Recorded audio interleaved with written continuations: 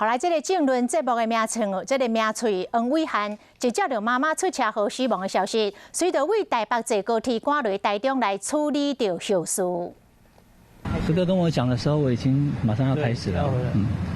之前去年我爸爸生病的时候也是一样，天亮的时候才知道的，所以那个时间我也没办法找到别人啊。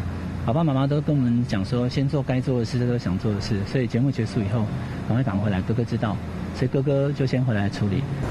这个驾驶弄到伊妈妈了后，搁去边桥上买米露来啉，疑似是要来闪骗到啉酒开车的行迹。黄伟汉讲，警方有来掌握到行车的记录器，相信警方会查明真相。黄伟汉伫2019年的时阵，捌就网络的节目来谴责到啉酒开车的行为。